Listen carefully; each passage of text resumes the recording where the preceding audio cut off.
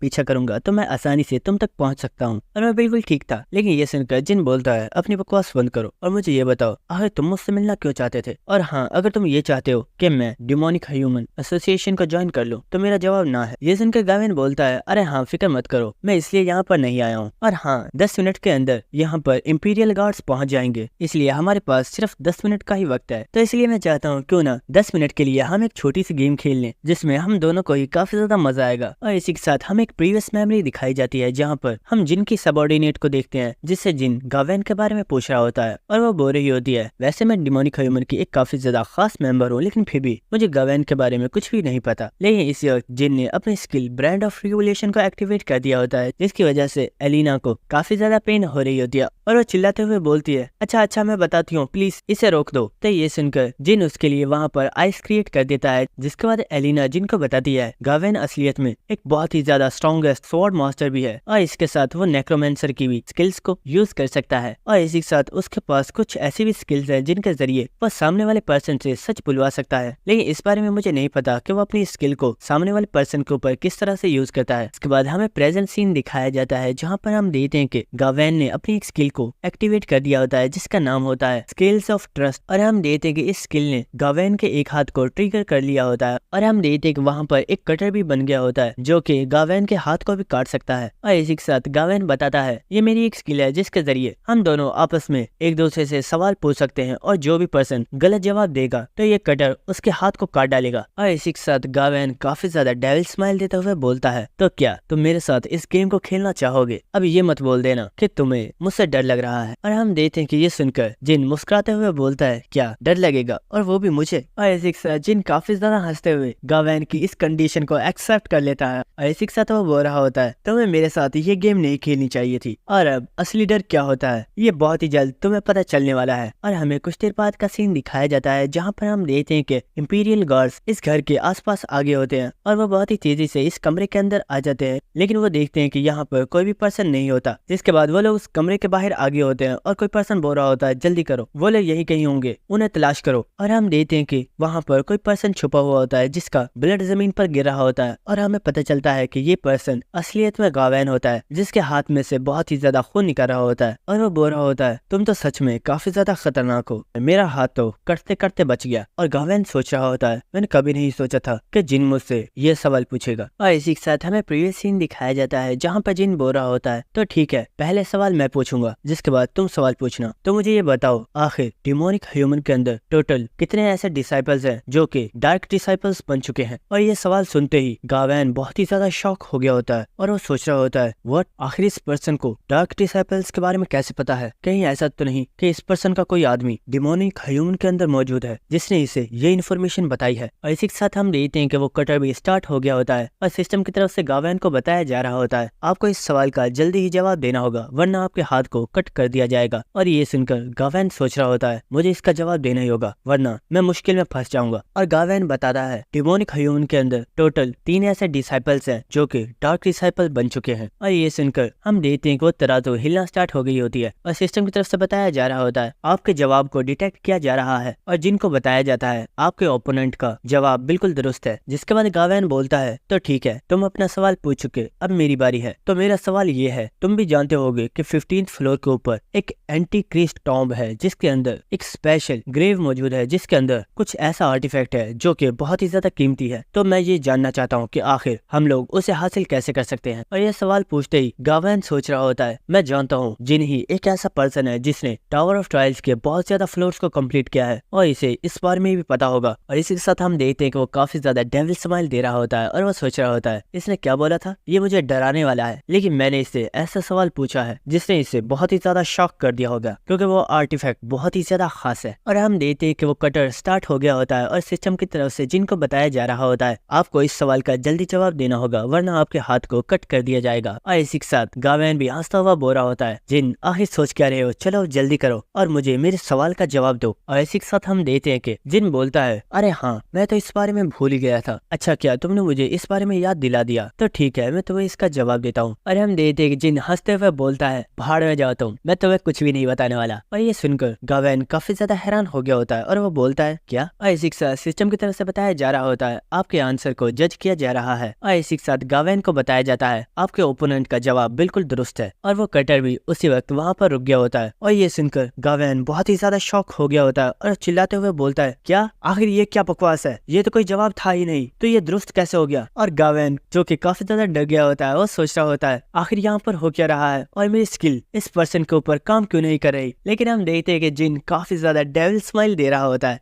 और दोस्तों यहीं पर हमारी ये एपिसोड खत्म हो जाती है। अगर आपको वीडियो अच्छी लगी तो मेरे चैनल को सब्सक्राइब कर देना और वीडियो को लाइक और शेयर भी कर देना। Thank you.